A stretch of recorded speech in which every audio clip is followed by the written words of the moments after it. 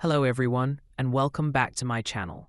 In this video, I will explain to you how to completely block the use of VPN by applying a group policy object where you can create a GPO and apply it to domain users to prevent them from using any connection through multiple and different VPN applications. Domain users using VPN connections is a critical issue for IT administrators, as allowing unauthorized VPN access can lead to serious security breaches, data leaks, and policy violations. Therefore, it's essential to restrict such access in your organization. I'll show you how to block VPN use for domain users, ensuring they can't create or use any type of VPN connection. Let's get started quickly.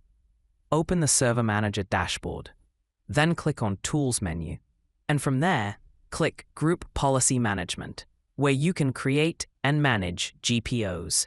In the Group Policy Management console, expand your domain on the left and select the organizational unit to which you will apply the policy. You can also apply the policy at the domain level if you want to enforce it on all users. I'm going to apply the policy to the organizational unit called Test, so right-click on it and select Create a GPO in this domain and link it here.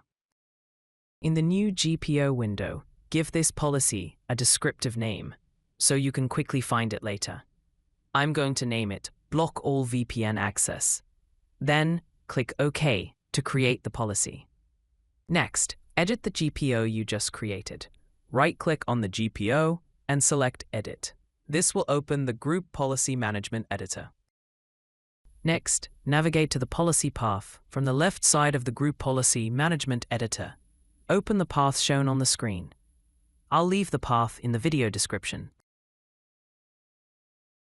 After opening the Network Connections Policies path, go to the right side of the available policies. To completely prevent the use of VPN connections, I will enable more than one policy to ensure that domain users are unable to create or use any type of VPN connection. First, double-click the policy called Prohibit TCP and IP Advanced Configuration and select the Enabled option. When this policy is enabled, users will be prevented from manually changing or configuring advanced TCP and IP settings, which includes setting up VPN tunneling manually across network interfaces. Next, double-click the policy called Prohibit Access to the New Connection Wizard and also select the Enabled option.